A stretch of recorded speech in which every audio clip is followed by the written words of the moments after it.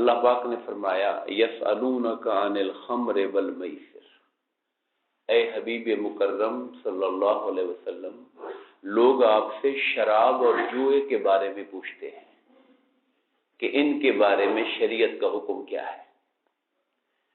آپ جانتے ہیں کہ زمانہ جاہلیت میں شراب لوگوں کی گھٹی میں پڑی ہوئی تھی، اور خال خال معاشرے میں کوئی چنا ہوا بندہ ہوگا جو شراب سے بچا ہوا ہوگا، وگرنہ کم و بیش ہر فرد اس کے اندر لگا ہوا تھا۔ تو سوال پوچھا گیا، اب پیچھے آیات تھی جہاد کی، اس سے پیچھے ہم جو آیتیں پڑھ کے آئے ہیں وہ جہاد کے متعلقہ تھی۔ اب جہاد اور شراب جو ہے یہ دونوں اکٹھے نہیں چل سکتے جب جہاد اللہ کی خاطر کیا جا رہا ہو۔ ذاتی دشمنی اور مخالفت میں تو آپ چلیں جو مرضی کرتے پھریں، قتل و غارت، مگر جب اسلام اللہ کے لیے انسان لڑتا ہے تو وہ بہت محتاط ہوتا ہے کہ میری تلوار کی ضرب کس پہ پڑنی ہے کس پہ نہیں پڑنی۔ اب شراب عقل کو مختل کر دیتی ہے، پھر وہاں ہوش نہیں رہتا، تو اس لیے پوچھا گیا۔ اب اس کا جواب یہ دیا گیا کہ کل، اے حبیب مکرم آپ فرمائیے، فیہما اسم کبیر، شراب اور جوئے میں بہت بڑا گناہ ہے، ومنافع للناس، تھوڑا سا ظاہری فائدہ بھی ہے۔ اب ظاہری فائدہ کیسے ہے؟ شراب پینے والا کہتا ہے جب میں پیتا ہوں تو مجھے طبیعت میں ایک بڑا جوش آ جاتا ہے، میرے غم دور ہو جاتے ہیں، میں یہ ہو جاتا ہوں۔ اور زمانہ جاہلیت میں جوئے والے کہتے تھے ہم جوا جیت کر غریبوں کو کھلاتے پلاتے ہیں، مطلب حرام کام سے کمائی آئی اسے ہم نے غریبوں پہ خرچ کر دیا۔ اب یہ ایک ذہن انسان کو تعویل دیتا ہے کہ جی میں نے تو کچھ ایسا نہیں کیا، امیروں سے لوٹا ہے، غریبوں پہ میں نے خرچ کر دیا ہے۔ اب فریب نفس ہے، شیطان کا دکھ ہے، یہ جو کام حرام ہے حرام ہے، حرام کو حلال کی نیت سے ہم نہیں کر سکتے۔ تو فرمایا گیا کہ ان سے کہیے کہ اس میں بڑا گناہ ہے اور تھوڑے سے ظاہری فائدے ہیں۔ اچھا، جو سمجھدار لوگ تھے وہ سمجھ گئے کہ جس میں گناہ زیادہ ہو، نقصان زیادہ ہو، فائدہ کم ہو تو وہ کام چھوڑ دینا چاہیے۔ ہر سمجھدار آدمی یہی کچھ کرے گا کہ جس کے اندر نقصان کا پہلو ہوتا ہے اور منافع کم ہوگا تو بندہ وہ کام چھوڑ دیتا ہے۔ لیکن بعض لوگ اس حکم کے آنے کے باوجود بھی شراب نوشی کرتے رہے، اس لیے کہ اللہ نے منع تو نہیں کیا نا، اللہ نے اتنا ہی کہا ہے کہ جناب اس کے اندر بڑا گناہ ہے اور تھوڑے فائدے ہیں، تو اللہ نے حرام تو قرار نہیں دی، اس لیے وہ پیتے رہے۔ اس کے بعد پھر کچھ معاملہ ہوا، کچھ لوگوں نے جو ہے وہ شراب پی ہوئی تھی، نماز کا ٹائم آ گیا، نماز پڑھی، ایک دوسرے کے ساتھ الجھ پڑے، تلاوت غلط کر دی، قل یا ایھا الکافرون لا اعبد ما تعبدون، میں نہیں عبادت کرتا جن کی تم کرتے ہو، وہاں لا کھا گئے، لا کا معنی نہیں، تو معنی کیا بن گیا؟ میں بھی انہی کی عبادت کرتا ہوں جن کی تم کرتے ہو، سارا کا سارا نظام ہی خراب ہو گیا تلاوت کا۔ تو اس پر پھر آقا کی بارگاہ میں عرض کیا گیا کہ یا رسول اللہ، یہ شراب اس خانہ خراب کی وجہ سے بڑی تباہی ہو، ہماری عبادتیں خراب ہو رہی ہیں، ہم نمازیں کیسے پڑھیں؟ تو پھر اللہ پاک نے حکم دیا کہ لا تقربوا الصلاۃ وانتم سکارا، ایمان والو جب تم حالت نشے میں ہو تو نماز کے قریب نہ جایا کرو۔ اب اللہ کا یہ جو حکم ہے، اللہ چاہتا تو پہلی دفعہ ہی منع کر دیتا، حرام کر دیتا، مگر جو باتیں، عادتیں اور گھٹیوں میں پڑی ہوئی ہوں ان کو یک لخت حکم سے نہیں روکا جاتا، اس کی تربیت کی جاتی ہے۔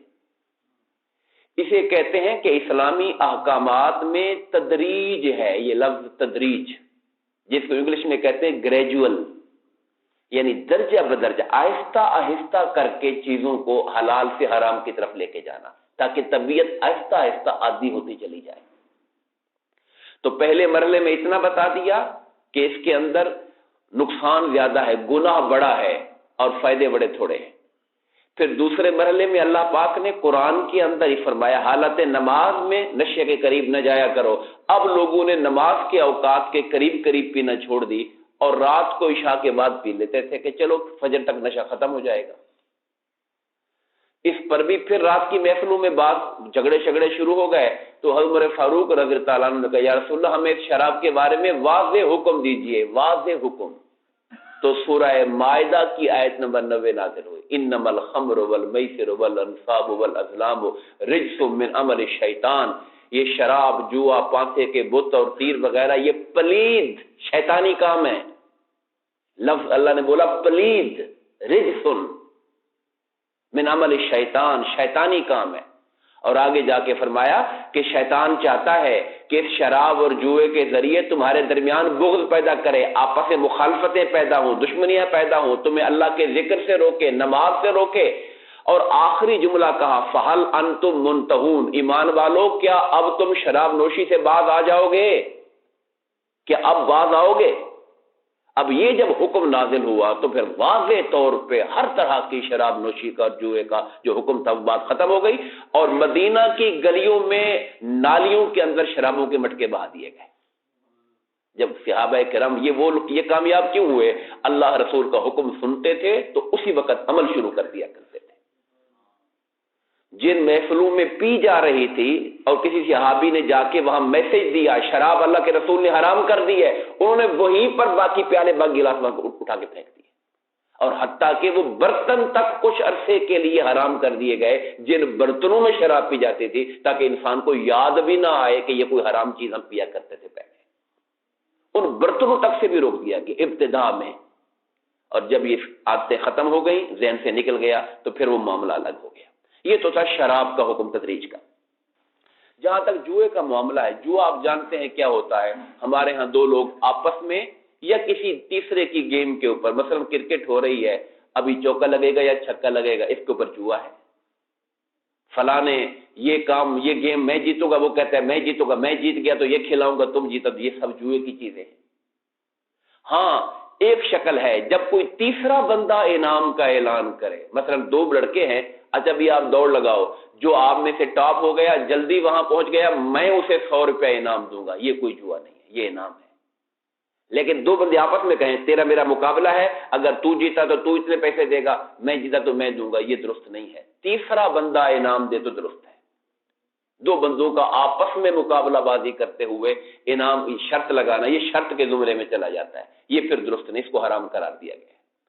ہم سے لوگ پوچھتے ہیں جی یہ جو انعامی بانڈ ہوتے ہیں قرآن اندازی والے، تو ان کا کیا حکم ہے؟ اس کا تعلق نہیں ہے جوئے کے ساتھ، اس میں کسی کا کوئی مال کم نہیں ہوتا۔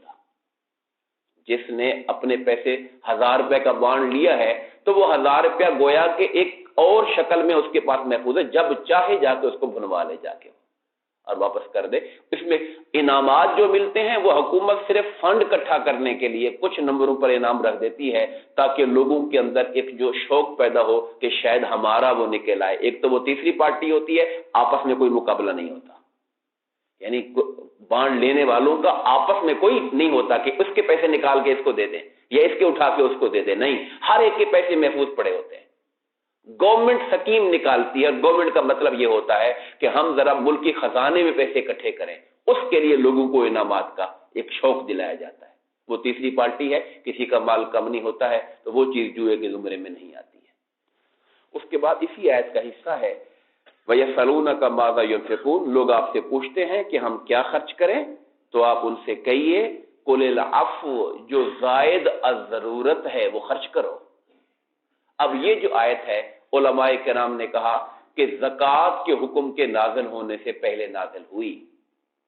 جب زکوٰۃ کا حکم آ گیا تو اس نے لمیٹڈ کر دیا کہ صاحب نصاب آدمی اپنے مال کا 40واں حصہ لازمی طور پہ اللہ کی راہ میں نکالے گا۔ اس آیت نے اس آیت کے حکم کو ایک اعتبار سے کینسل کیا۔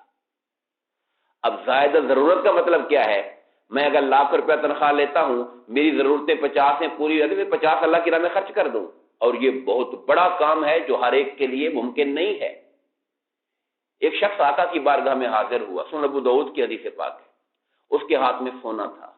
کہا یا رسول اللہ مجھے پاس یہ سونا ہے، یہ میں خدا کی راہ میں دینے کے لیے آیا ہوں، اور اس کے علاوہ میرے پاس کچھ نہیں ہے۔ سرکار نے توجہ نہیں فرمائی، یعنی چاہا کہ یہ بندہ سائیڈ پہ ہو جائے۔ وہ پھر پیچھے سے آ گیا، جی میرے پاس یہ تھوڑا سونا ہے اور اس کے علاوہ میرے پاس کچھ نہیں، میں راہ خدا میں دینے، حضور نے پکڑا اور اٹھا کے ایسے پھینکا زور سے، کہا تم میں سے کوئی بندہ اپنا سارا کا سارا مال لے کے آ جاتا ہے اور پھر بعد میں لوگوں سے بھیک مانگنا شروع کر دے گا وہ، یعنی اس کے اندر اتنا صبر و تحمل نہیں ہے کہ پھر بعد میں وہ غربت پر فاقے پر گزارا کر سکتا ہو، تو پھر وہ بھیک مانگنا شروع کر دے گا لوگوں سے وہ۔